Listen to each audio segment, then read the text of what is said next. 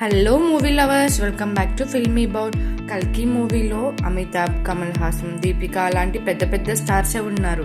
ఏ స్టార్కి ఎంత రెమ్యూనరేషన్ ఇచ్చారో మనం చూసే ముందు మన ఫిల్మీ బౌల్ ఛానల్ని లైక్ చేయండి, షేర్ చేయండి, సబ్స్క్రైబ్ చేసుకోండి.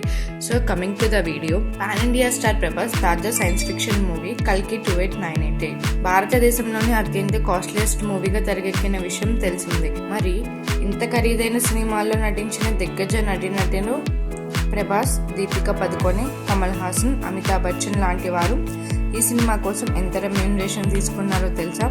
ఆ ఇంట్రెస్టింగ్ విషయంపై ఒక లెక్కేద్దాం. మహానటి ఫేమ్ నాగశ్విన్ దర్శకత్వంలో అత్యంత ప్రతిష్టాత్మకంగా భారీ బడ్జెట్తో తెరకెక్కించిన మూవీ కల్కి 28988 AD. ఈ మూవీ జూలై 27వ తేదీన థియేటర్లోకి రాబోతుంది. రిలీజ్కి ఇంకా కొన్ని రోజులు మాత్రమే లేకపోవడంతో ఈ సినిమా గురించి పలు ఇంట్రెస్టింగ్ విషయాలు ఒక్కోటిగా బయటకు వస్తున్నాయి. 600 crores బడ్జెట్తో తెరకెక్కించిన ఈ సినిమాలో దిగ్గజ నటీనటులు నటించిన విషయం తెలిసిందే. అయితే వాళ్ళు ఒక్కొక్కరు ఎంత రెమ్యూనరేషన్ అందుకున్నారా అనే ఆసక్తికరమైన వార్తలు తాజాగా బయటకు వచ్చింది. మరి సినిమాలో నటించిన ఏ స్టార్ ఎంత తీసుకున్నారో ఇప్పుడు తెలుసుకుందాం. ముందుగా రెమ్యూనరేషన్ అనగానే ఇందులో హీరోగా నటించిన ప్రభాస్ గురించే చెప్పుకోవాలి.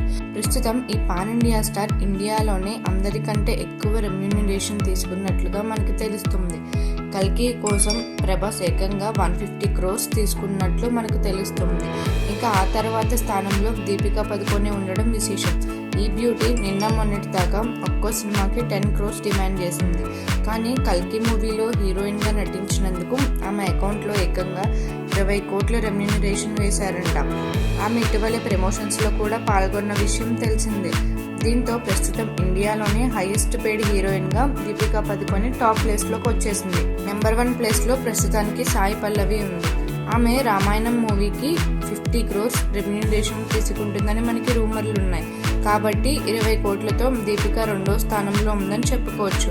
ఇంకా ఆ తర్వాత ఈ సినిమాలో మిగిలిన ప్రధాన తారాగణం అనగానే బిగ్ బి, అమితాబ్ బచ్చన్, కమల్ హాసన్, దిశా పటాని గుర్తొస్తారు. కమల్, అమితాబ్ ఒక్కొక్కరు ఈ మూవీకి 20 crores రెమ్యూనరేషన్ అందుకున్నారని సమాచారం. కమల్ హాసన్కు 50 crores రూపాయలు రెమ్యూనరేషన్ ఇచ్చారని తెలిసింది. Disha Patani 5 crores remuneration తీసుకుందంట. దీనితో ఓన్లీ నటీనటులకు పారితోషికం ఇవ్వడానికే ఏకంగా 250 crores పైగా ఖర్చు చేశారని తెలుస్తుంది. ఇంకా భారీ బడ్జెట్తో తెరకెక్కించిన ఈ సినిమాకు VFX వర్క్స్ కోసం కూడా భారీగానే ఖర్చు అయింది. మొత్తంగా ఈ మూవీ బడ్జెట్ 600 crores రూపీస్. ఇక వసూళ్లు కూడా అదే స్థాయిలో వస్తేనే నిర్మాతలు సేఫ్ అవుతారు. మరిన్ని మూవీ అప్డేట్స్ కోసం ఫాలో అవ్వండి ఫిల్మీ బౌల్.